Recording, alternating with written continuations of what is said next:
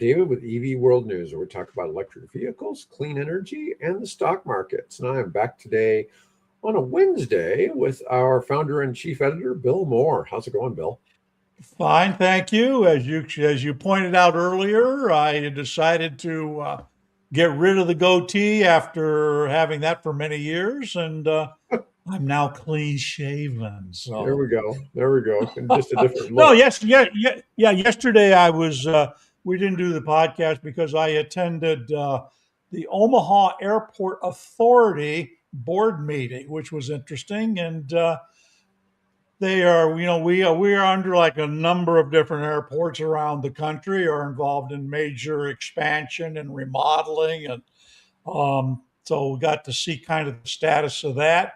I am a member of the local Experimental Aircraft Association chapter, and we've been approached to maybe explore hanging a vintage airplane from maybe from the ceiling of the new terminal or somewhere in the concourse area.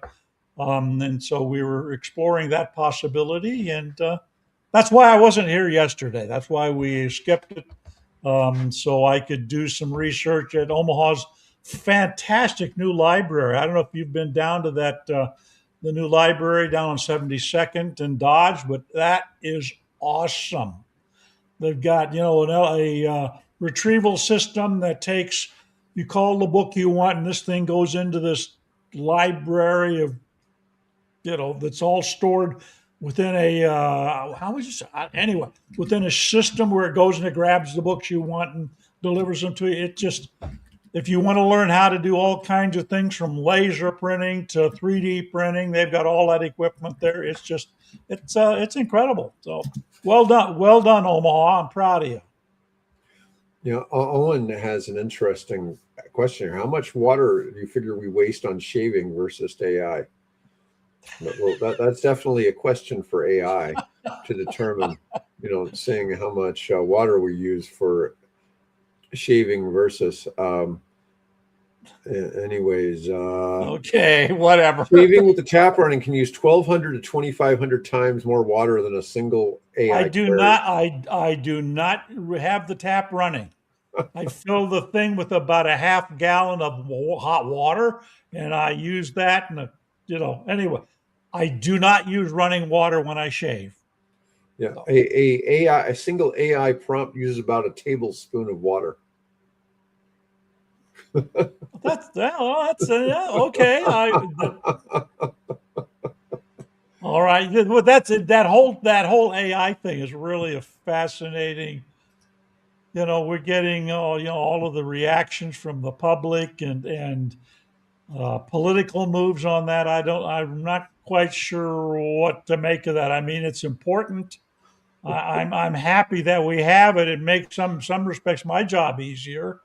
But there are. Here's a helpful infographic of water used shaving on the right versus used in an AI.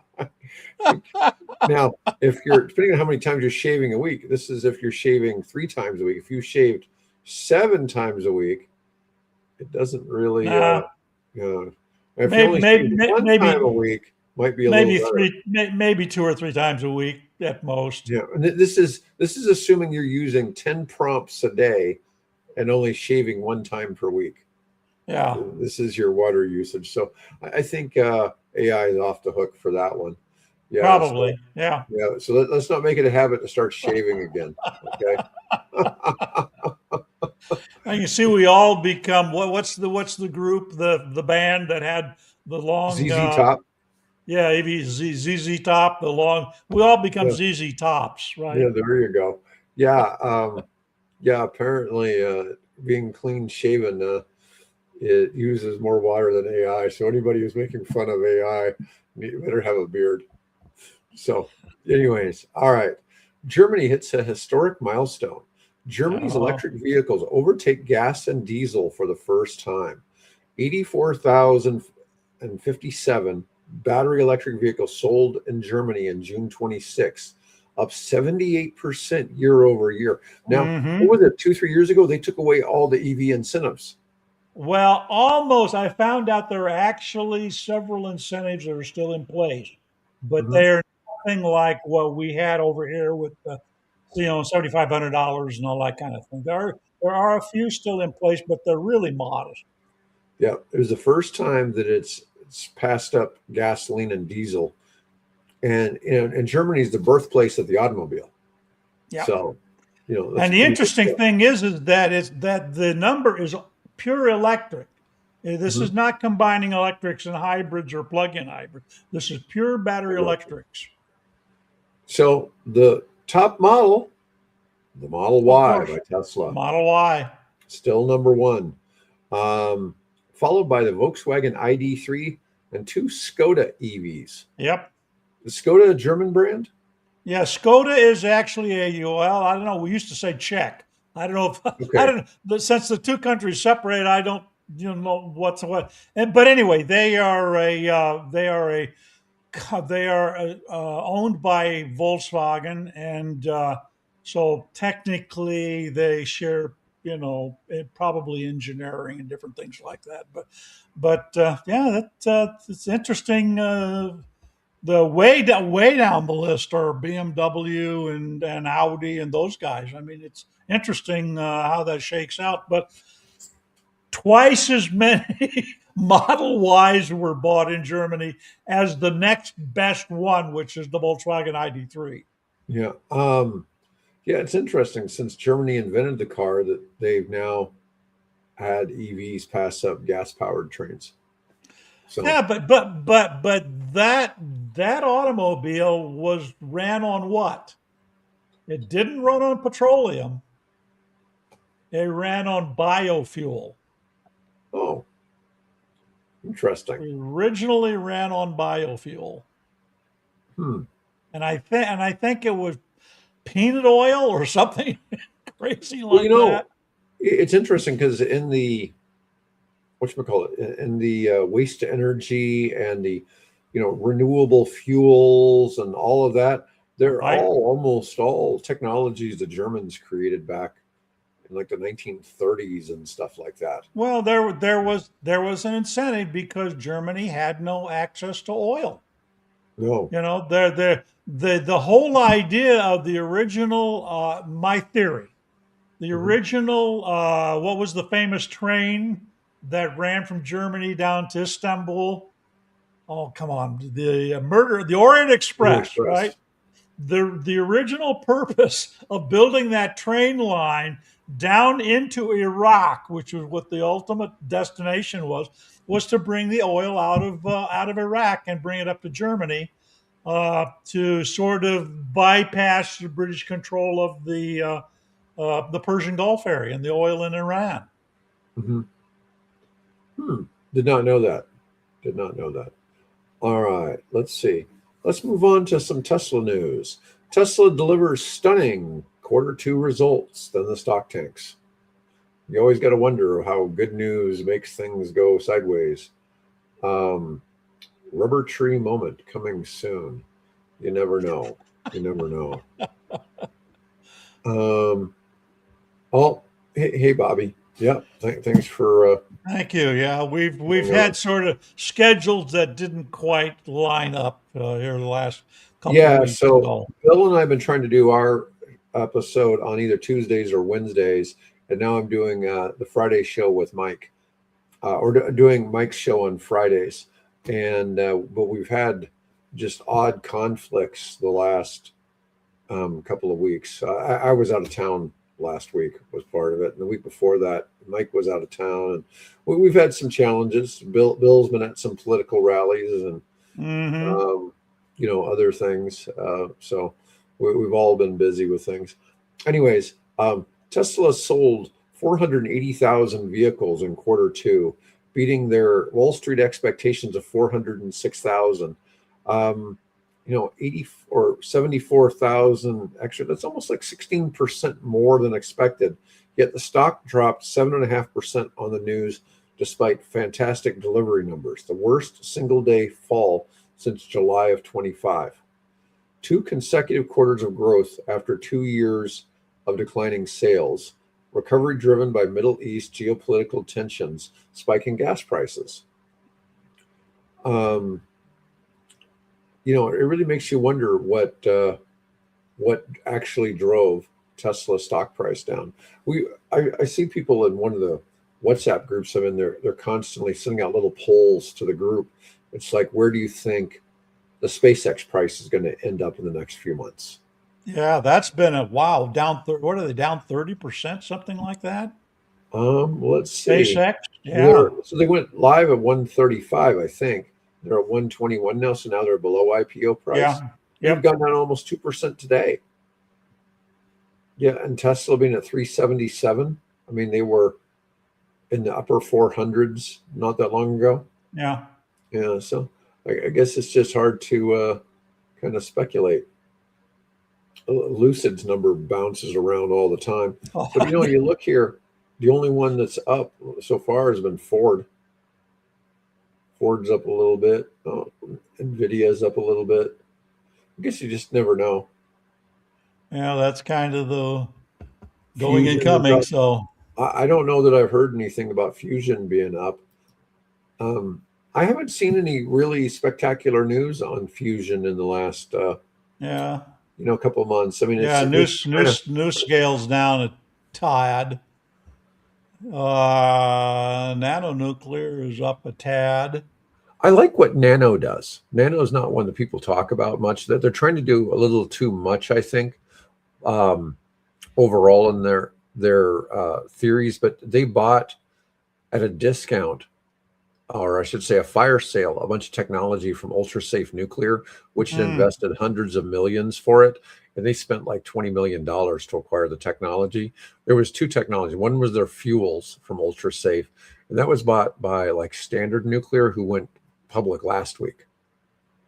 okay. And I don't know where that ended up. I don't think it actually went too well.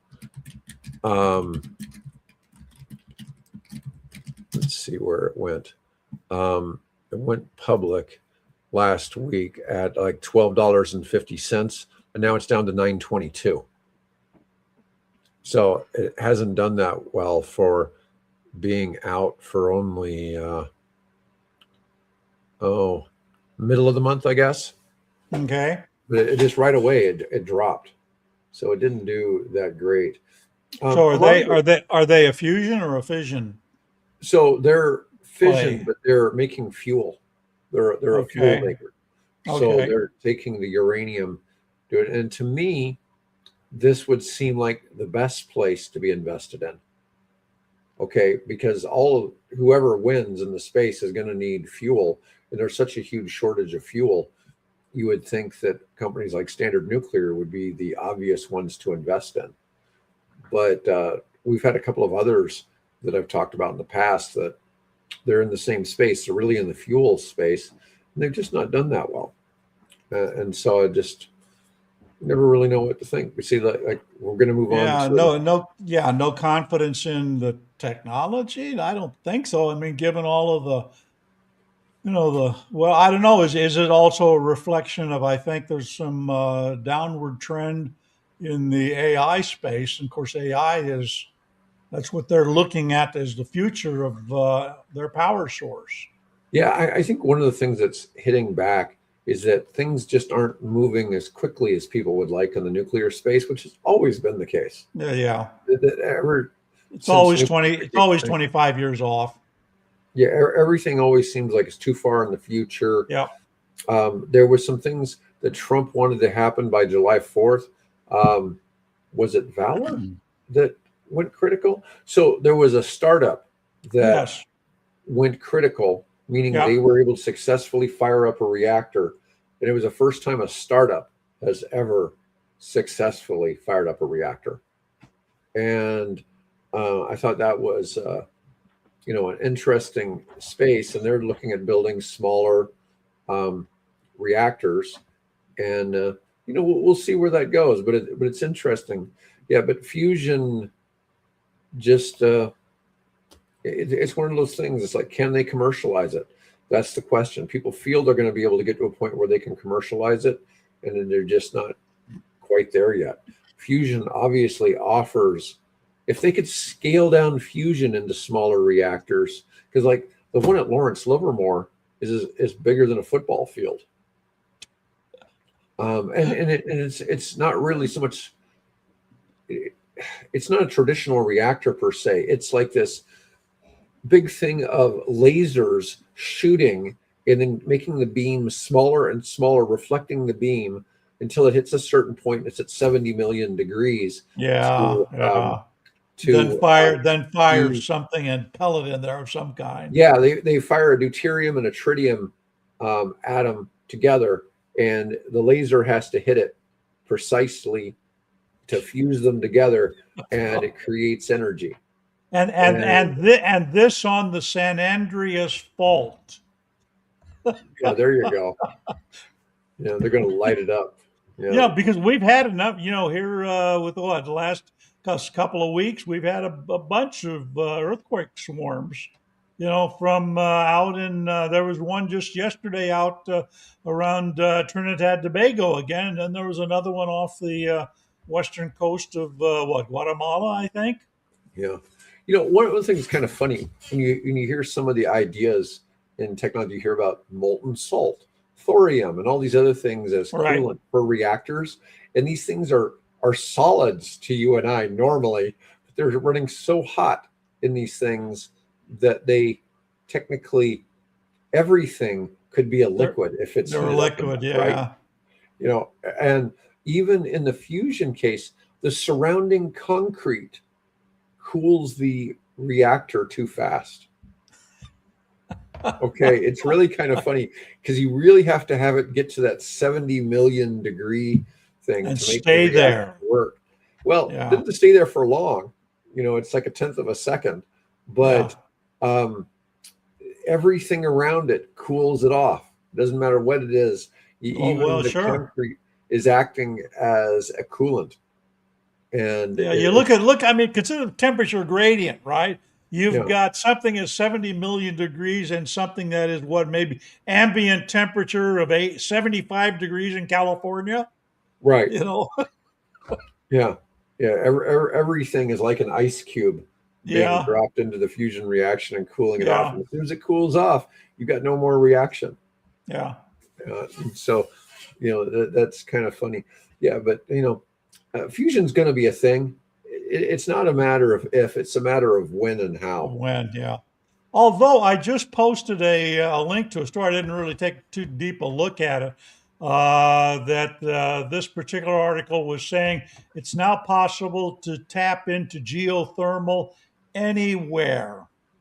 So whatever that means, if you somebody go check out the link and maybe to tell us what it means. But I thought, oh, that's interesting. Geothermal could be because there you're actually dealing with a controlled nuclear reaction, right? In the molten core of the earth and the radiation, the heat from that slowly moving outward, and we can tap that at a temperature that isn't 70 million degrees. It's more like 500, 600, 700, degrees Celsius. So it's a little bit more workable temperature than 70 million degrees. Right, right, right. Yeah, it's hard to fathom some of this. Owen brings up a point. Yeah, they need tons of helium to be super cold refrigerant in those crazy machines because it's the only thing that won't become solid at 0 K. Well, so you use helium to cool off a high temperature gas reactor. So that's a specific type of reactor. Now, when you are using fusion, it actually creates helium. So you have what's funny is I've been working on this project to raise money to produce tritium in a high temperature gas reactor, but because you need tritium to do a fusion reaction, so you need a fission reactor to produce the tritium for a fusion reactor. But because there's a shortage of helium, there's going to be a need for these fusion reactors to produce helium. To produce the helium, yeah. So we can Yeah, have it in our party balloons. yeah, there you go. Yeah, there's one right now called helium-3 that's really expensive, and I don't know Yeah, what the deal is with helium-3. I haven't really um, delved into that yeah, to really find out. But we were talking about the stock thing here, And so Rivian also had a strong quarter too. Now, they did do a 75 million share offering, which triggered the stock to crater 14%, wiping out most of the prior month's 23% gains. Dilution fears dominate, but they delivered 12,000 vehicles, which beat expectation, and raised their 2026 outlook to 65 to 70,000 vehicles. Quarter two revenue pre-announced at 1.55 to 1.65 billion, up from 1.3 billion. That's a pretty big jump. That's a big jump. It's Yeah. about 12 to 15%. Capital raise funds for the R2 SUV ramp and Georgia Department of Energy loan requirements. Oh, it's funding the ramping of that and the DOE loan requirements. Yeah.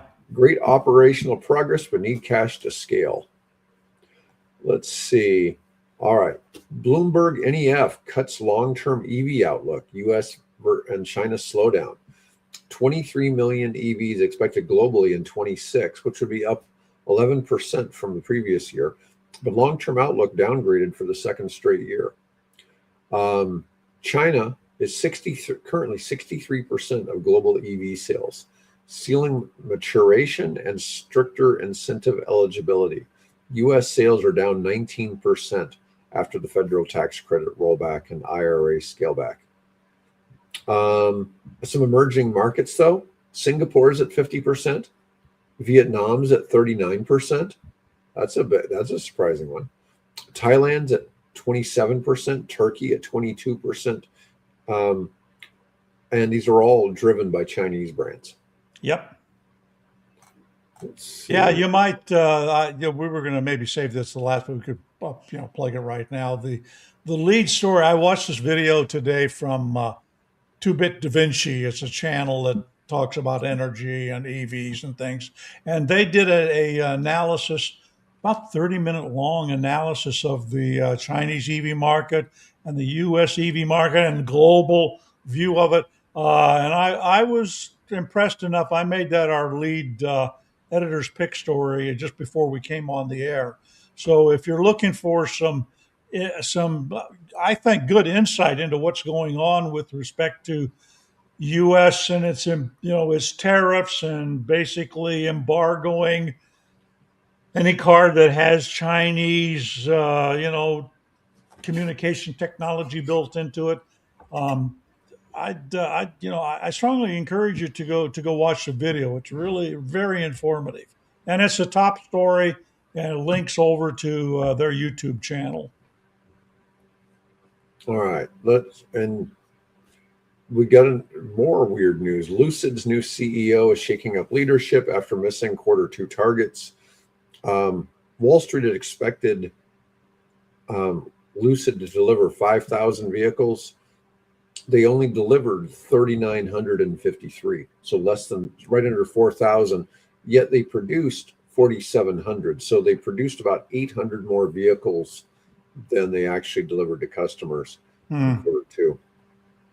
The new CEO, Silvio Napoli, cut direct reports in half, simplifies organization, and forcing accountability. They replaced the CFO. The new guy's name is Alexander Debach. He came from TI Automotive, whatever that is. Let's see. Texas Instruments? Yeah, I don't think it is. I doubt it has related to Texas Instruments, but it could be. You never know. Yeah. Well, Texas Instruments was it was Hughes Electronics, I think, that GM turned to for their original inductive charger for the EV1. But I think Texas Instruments has had a role, if memory serves. And again, I'm old now, but they've had some involvement in EVs in the past. Yeah. I'd have to check it at some point, but. Yeah. Oh, and I've heard this, that they believe there's helium-3 on the moon, and they want to mine it there, because on the Earth, I know you get helium-3 from the fusion process, and I'm not 100% certain how else you get it, or where you find it, or why they believe it's on the moon, or any of that. Well, its But moon's been constantly bombarded by radiation for how many billion years? So that mhm, has to have a impact on whatever minerals make up the surface of the moon. I mhm. would think that's probably what's happening is this being generated by that has been generated historically by all of that, unfiltered solar radiation. Yeah. All right. Let's see here. BYD targets the world's largest automaker status by 2031. BYD sold 376,000 vehicles in May, approaching a pace of 340,000 per month, targeting the world's number one automaker spot within 5 years. Seagull remains China's best selling EV at 40,000 units per month, under $10,000. Massive Oh, cost advantage over Western rivals. oh yeah. Let's That's see. why guys like Jim Farley are, lay awake at night. I think you just think what's going to happen, uh, when the walls finally drop, and they will. The walls will finally drop. The video that I mentioned that you watched, they talk a lot about how to, how we really the car companies need to talk about collaboration. And interestingly, Ford has already had supposedly been reported having conversations with Geely to collaborate on, bringing their technology and manufacturing here in the U.S. Mhm. So, I mean, it's going to happen whether it's, in the next 5 years or 10 years. At some point, you're going to see Chinese cars here, probably made from American factories by American workers. So that side's preserved.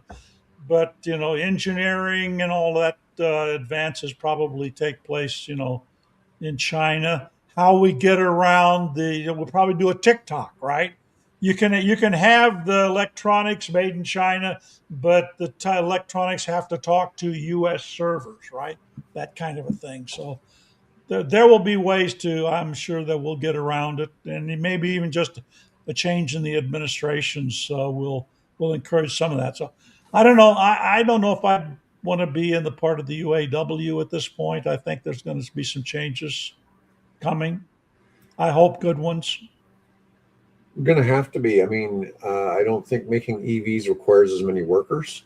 No, Obviously, it doesn't no. require as much for service. And I mean, you look at the video that, like, for example, on the YouTube video that I referenced, you see how they put those cars together.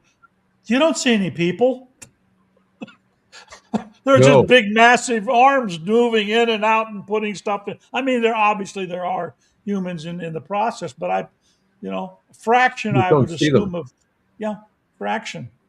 Um, so that's kind of well, and which reminds me, what was it? The Tom Cruise movie where they were able, they're trying to prevent crimes of the future by arresting people now, right? And he drives this Lexus made car, and it's all robots. There are no humans in the factory building this Lexus of what 2052 or something like that. Yeah.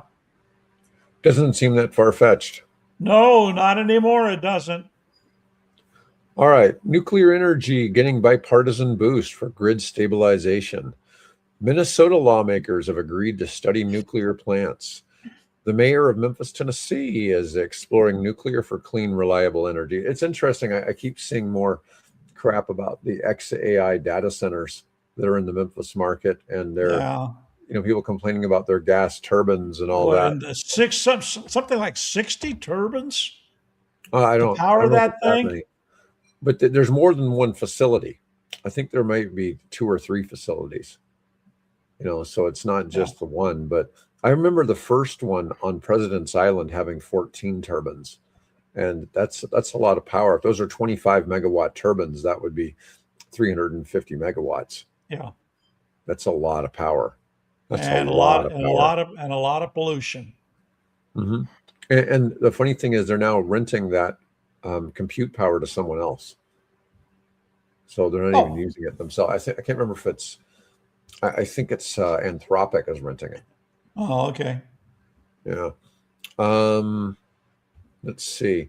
3 advanced reactor designs were on schedule for the July 4th criticality event under the DOE pilot program.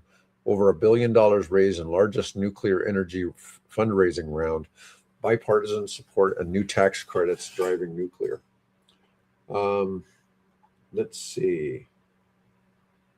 Oh, let's talk about Volkswagen bringing car safety tech to e-bikes.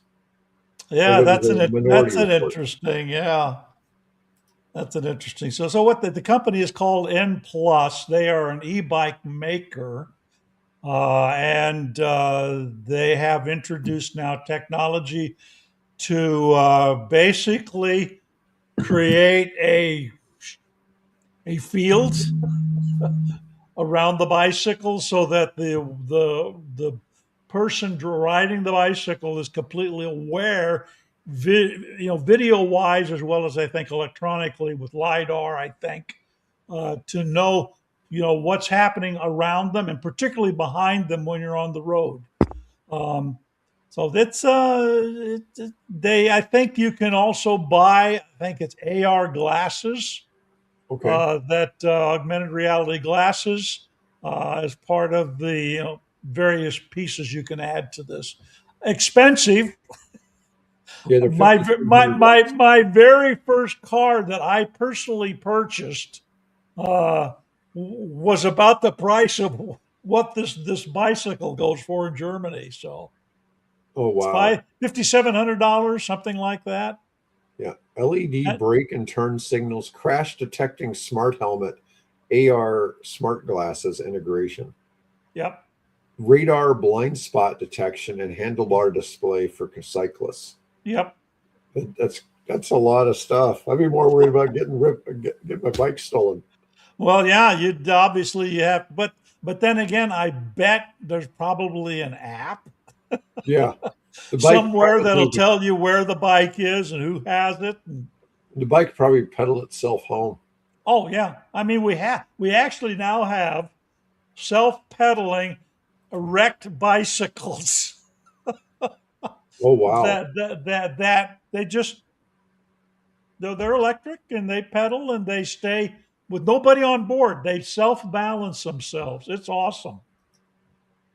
I want airbags. They're not Oh, spending a by the quarter way, of did you that. know that Tesla is now selling bicycles? No, I didn't. They are selling bicycles to toddlers, and they again, it's one of those limited things like the Tesla tequila and things like that. The Tesla, what was it, blowtorch or something, flamethrower that they had. It's a Well, that's limited from the thing. Boring Company. The Boring Company makes the flamethrower. Yeah. So they got together apparently with some company to make a little tiny bicycle for toddlers to and that one I don't know about 5,000 models or whatever it was. Immediately sold out. I didn't even know about it, and immediately sold out. So they keep coming up with this stuff. Now I don't know if the bike is self balancing or even if it's electric for that matter. It's just pretty simple looking little thing, but. Let's see. All right. Well, that's all I had I wanted to cover for today, Bill. Well, that covered quite a bit and we're a little past the 30-minute mark. So A little thanks bit. to everybody for hanging with us. And again, of course, be sure to check on EV World, particularly our RS stream, which I update daily. Then we typically have anywhere from a low of 20 to a high of 100 stories a day. So um, thanks for Oh, stopping in and listening. Power Wheels. Yep. All right. And I should be back with engineer Mike Herzog on this Friday. Otherwise, folks, thanks for watching and have a great day.